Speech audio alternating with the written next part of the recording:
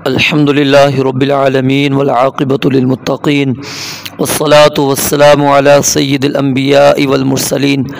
أعوذ بالله السميع العليم من الشيطان الرجيم من همزه ونفخه ونفثه. بسم الله الرحمن الرحيم.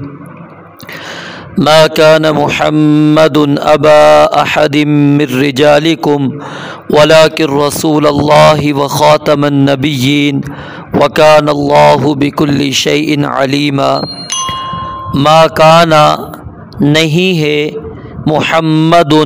محمد الرسول اللہ صلی اللہ علیہ وآلہ وسلم ابا باپ والد احدن کسی ایک کے من رجالکم تمہارے مردوں میں سے ولیکن رسول اللہ اور لیکن اللہ کا رسول ہے وخاتم النبیین اور نبیوں کا ختم کرنے والا ہے وکان اللہ اور ہمیشہ سے ہے اللہ تعالی بکل شیء ہر چیز کو علیما خوب جاننے والا۔ اس آیت مبارکہ میں اللہ تعالی نے ان تمام اعتراضات کی جڑ کاٹ دی ہے جو مخالفین کرتے تھے یا کر سکتے ہیں۔ ان اعتراضات کو ذکر کرنے سے پہلے اس بات کو اچھی طرح سمجھ لیں کہ اس آیت مبارکہ میں اللہ رب العالمین نے کیا بات بیان فرمائی ہے۔ فرمایا کہ ما کان محمد ابا احد من رجالکم، کہ محمد الرسول اللہ صلی اللہ علیہ وآلہ وسلم تمہارے مردوں میں سے کسی کے بھی والد نہیں ہیں، کسی کے بھی باپ نہیں ہیں۔ تو کیا اللہ کے نبی علیہ الصلاۃ والسلام کی کوئی اولاد بیٹوں کی شکل میں نہیں تھی یا آپ کی اولاد بیٹوں کی شکل میں تھی؟ اس چیز کو ہم پہلے سمجھیں گے تاکہ آگے جو بات سمجھانے لگا ہوں وہ سمجھنے میں ہمیں آسانی ہو جائے۔ رسول اللہ صلی اللہ علیہ وآلہ وسلم کی پہلی بیوی ام المؤمنین سیدہ خدیجہ رضی اللہ تعالی عنہا، اللہ تعالیٰ نے نبی مکرم صلی اللہ علیہ وآلہ وسلم کو ساری اولاد انہی کے بطن سے عطا کی تھی۔ 3 بیٹے اللہ تعالیٰ نے ان کے بطن سے عطا کیے اور 4 بیٹیاں عطا کی۔ ایک بیٹا صرف آپ کو اللہ تعالیٰ نے ماریہ قبطیہ رضی اللہ تعالی عنہا کے بطن سے عطا کیا۔ جو ماریہ قبطیہ کے بطن سے آپ کی اولاد ہوئی ان کا نام تھا ابراہیم، اور آپ اکثر احادیث کے اندر یہ تذکرہ پڑھتے بھی ہیں۔ جب آپ نماز خسوف کا تذکرہ پڑھیں گے، سورج گرہن چاند گرہن کے مسائل، وہاں پر خاص طور پر آپ کے بیٹے ابراہیم ان کا تذکرہ آتا ہے۔ تو یہ ابراہیم آپ کے جو بیٹے تھے وہ ماریہ قبطیہ کے بطن سے تھے، اور یہ بھی دودھ پینے کی ہی عمر میں فوت ہو گئے، اور رسول اللہ صلی اللہ علیہ وسلم نے فرمایا کہ ان کی جو مدت رضاعت ہے وہ جنت کے اندر اللہ رب العالمین نے مکمل کروائی ہے۔ اور باقی 7 اولاد سیدہ خدیجہ رضی اللہ تعالی عنہا کے بطن سے اللہ تعالیٰ نے آپ کو عطا کی تھی۔ بیٹوں میں جو اللہ تعالیٰ نے آپ کو سیدہ خدیجہ رضی اللہ تعالی عنہا کے بطن سے عطا کی، ان کے نام قاسم، طیب، طاہر۔ قاسم، طیب، طاہر، یہ 3 بیٹے تھے آپ کے جو سیدہ خدیجہ رضی اللہ تعالی عنہا کے بطن سے ہوئے، اور اللہ تعالیٰ نے آپ کو سیدہ خدیجہ رضی اللہ تعالی عنہا کے بطن سے 4 بیٹیاں عطا کیں۔ 3 بیٹیاں نبی مکرم صلی اللہ علیہ وسلم کی حیات کے اندر ہی فوت ہو گئیں، یعنی 3 بیٹیوں کا غم نبی علیہ الصلاۃ والسلام نے ان کی وفات اپنی آنکھوں سے دیکھا، اور 4 بیٹوں کا غم آپ نے برداشت کیا، اپنی آنکھوں سے دیکھا ان کی فوت ہونے کے معاملات کو۔ جو اللہ تعالیٰ نے اولاد عطا کی بیٹیوں کی صورت میں، ان کے نام کیا ہے؟ زینب، رقیہ، ام کلثوم اور فاطمہ رضی اللہ تعالی عنہا۔ زینب، رقیہ اور ام کلثوم یہ نبی علیہ الصلوۃ والسلام کی حیات طیبہ میں ہی فوت ہو گئی تھیں، اور آپ کی جو بیٹی ہیں فاطمہ رضی اللہ تعالی عنہا، وہ نبی مکرم صلی اللہ علیہ وآلہ وسلم کی وفات کے 6 ماہ بعد فوت ہوئیں۔ یعنی انہوں نے آپ علیہ الصلوۃ والسلام کی وفات کا صدمہ دیکھا اور برداشت کیا، سیدہ فاطمہ رضی اللہ تعالی عنہا نے۔ تو یہ آپ کو بات سمجھ میں آ گئی ہوگی۔ تو یہاں پر رجال کا لفظ جو آیا ہے، رجال کا معنی ہوتا ہے مرد۔ کس کے لیے استعمال ہوتا ہے؟ جو بلوغت کو پہنچ جائیں۔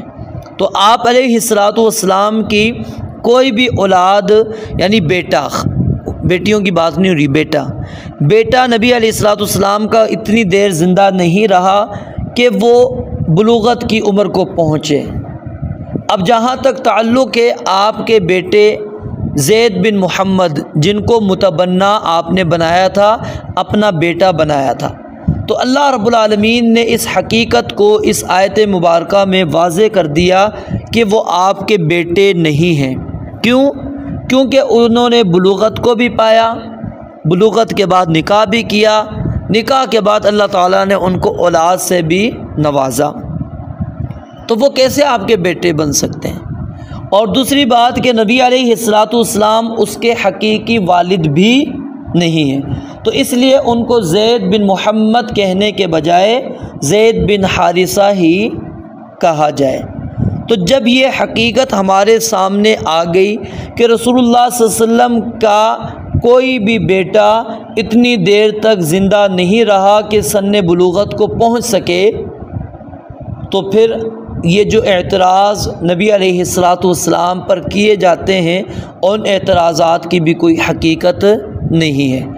اب آپ کے سامنے وہ اعتراضات جواب کے ساتھ پیش کرنے کی کوشش کرتا ہوں، آپ کو سمجھاتا ہوں۔ انشاءاللہ اللہ تعالی ہمیں ان اعتراضات کو سمجھنے اور اس کے مطابق پھر اپنا عقیدہ اور اپنا نظریہ بنانے کی اللہ تعالی ہمیں توفیق عطا فرمائے۔ ایک اعتراض رسول اللہ صلی اللہ علیہ وآلہ وسلم پر مخالفین کی جانب سے یہ کیا جاتا ہے کہ رسول مکرم صلی اللہ علیہ وآلہ وسلم نے بیٹے کی بیوی سے نکاح کو حرام قرار دیا ہے، لیکن خود آپ نے اپنے بیٹے کی بیوی سے نکاح کیوں کیا؟ اعتراض سمجھ میں آ رہا ہے نا، کہ نبی علیہ الصلوۃ والسلام نے بیٹے کی بیوی، یعنی جس کو ہم بہو کہتے ہیں، بہو سے نکاح حرام قرار دے دیا ہے، اور خود رسول مکرم صلی اللہ علیہ وآلہ وسلم اس کے برعکس معاملہ کر رہے ہیں کہ آپ اپنی بہو سے آپ نے خود نکاح کیوں کیا؟ پہلا اس اعتراض کا جواب یہ ہے کہ رسول اللہ صلی اللہ علیہ وآلہ وسلم کے اولاد میں سے کوئی اولاد ایسی نہیں تھی جو سن بلوغت کو پہنچی، اور اس کی تردید اللہ تعالیٰ نے اس آیت کے ابتدائی حصے کے اندر کر دی کہ ما کان محمد ابا احد من رجالکم، کہ رسول اللہ صلی اللہ علیہ وسلم تمہارے مردوں میں سے کسی کے بھی باپ نہیں ہیں۔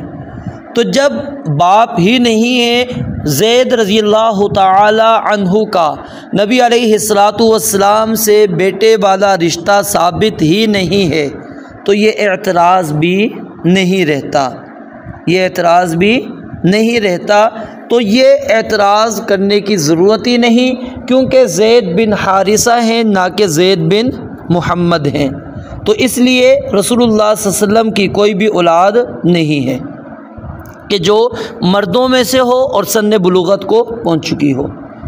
یعنی آپ نے جس شخص یعنی زید رضی اللہ تعالی عنہ کی مطلقہ سے نکاح کیا وہ آپ کا بیٹا ہی نہیں تھا، تو جب وہ آپ کا بیٹا ہی نہیں ہے تو وہ بہو کیسے بن گئی؟ تو یہ اعتراض ہی نہیں رہتا۔ دوسرا اعتراض یہ ہو سکتا ہے کہ چلیں یہ مان لیتے ہیں کہ متبنہ حقیقی بیٹا نہیں ہوتا، لیکن بیٹا تو ہو جاتا ہے نا، یعنی حقیقی بیٹا نہ ہی صحیح، اس کو حقیقی بیٹا نہیں کہتے کہ آپ نے اس کو جنم دیا، ٹھیک ہے، لیکن وہ آپ کا بیٹا تو بن گیا، تو اس کی بیوی سے نکاح چلیں زیادہ سے زیادہ جائز تھا۔ آخر کیا وجہ تھی کہ رسول اللہ صلی اللہ علیہ وآلہ وسلم کو نکاح کرنا انتہائی ضروری تھا؟ اس کا جواب پیچھے میں آپ کو دے چکا ہوں، دوبارہ دے دیتا ہوں کہ اللہ رب العالمین نے خود یہاں پر دے دیا کہ وَلَٰكِن رسول اللہ، آپ نے یہ نکاح کیوں کیا؟ کیونکہ آپ اللہ کے رسول ہیں۔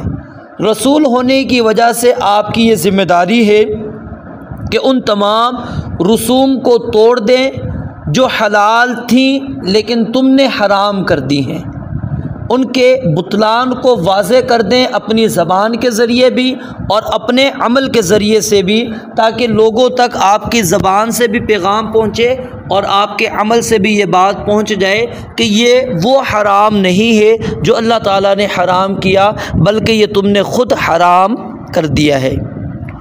اور تیسری بات، یہ اس لیے بھی ضروری تھا پیغام پہنچانا کہ آپ کیا تھے؟ خاتم النبیین، تمام نبیوں کا ختم کرنے والے، آپ کے بعد کوئی قیامت تک اب نبی آنے والا نہیں، تو اللہ تعالیٰ کا پیغام ہر صورت میں لوگوں تک پہنچانا یہ آپ کے ذمے تھی، آپ کی ذمہ داری تھی۔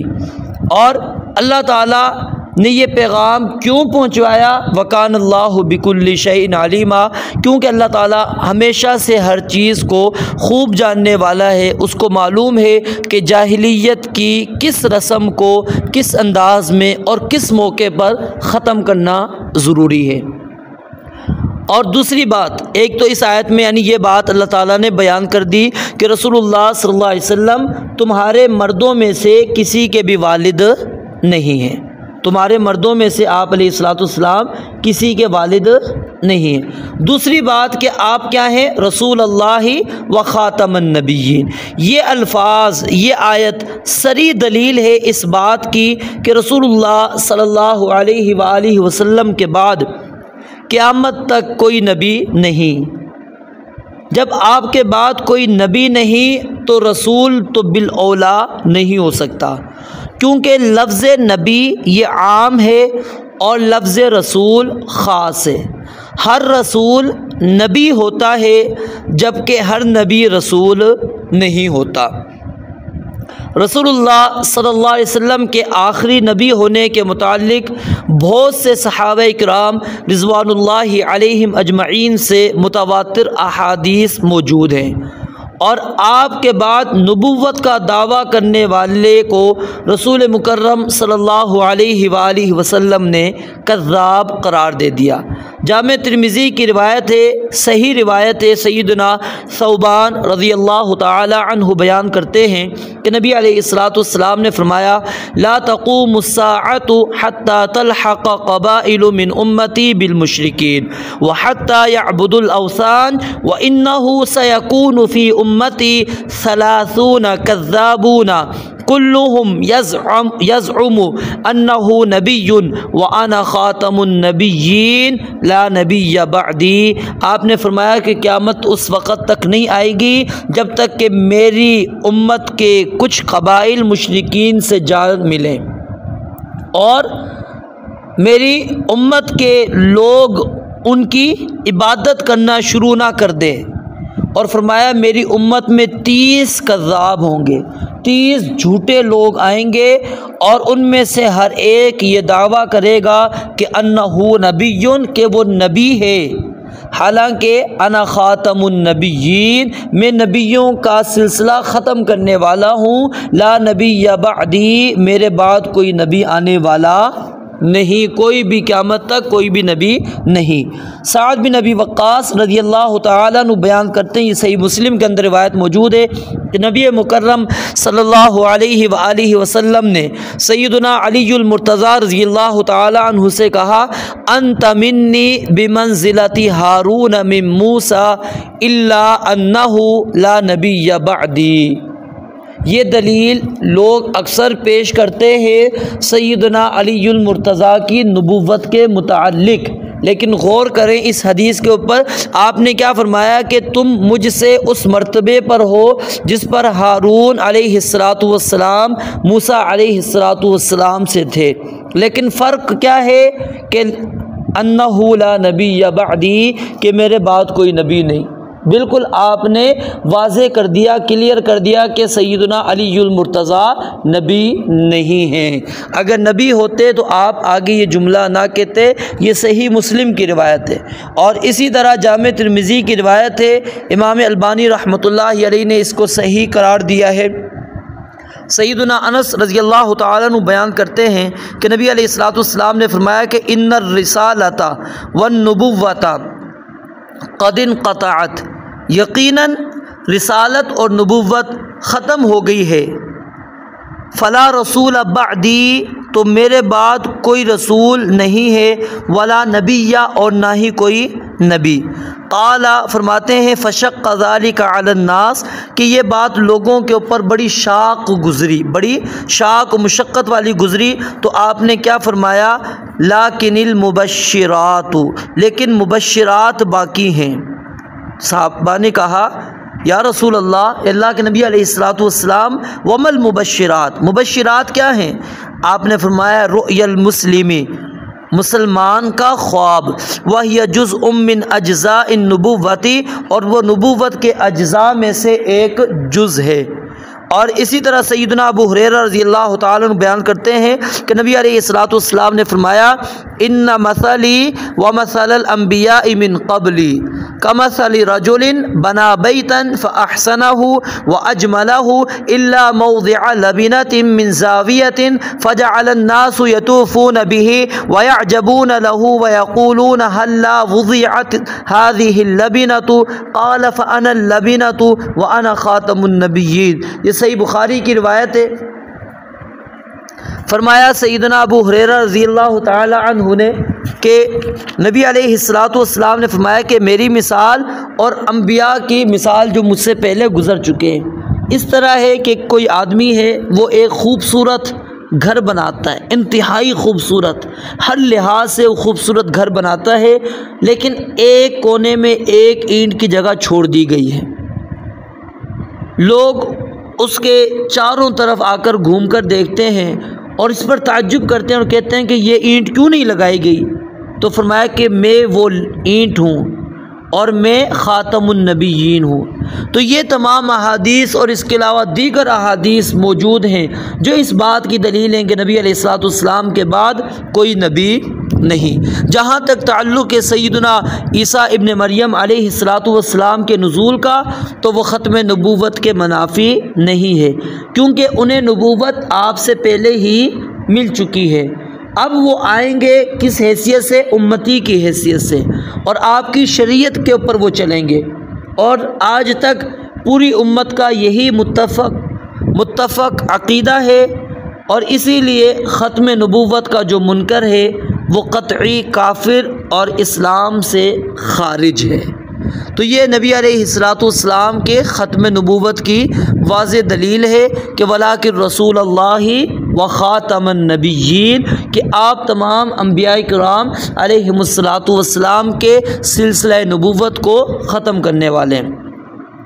اور یہاں پر ایک اور چیز جو ہمارے لیے سمجھنا ضروری ہے کہ نبی علیہ السلام کسی بالغ مرد کے والد نہیں تھے، اور خاتم النبیین رسول ہونے کے درمیان ایک اور مناسبت یہ بھی ہے کہ جو صحابی رسول عبداللہ ابن ابی اوفا بیان کرتے ہیں کہ اللہ تعالیٰ نے فرمایا کہ بِكُلِّ شَيْءٍ عَلِيمًا،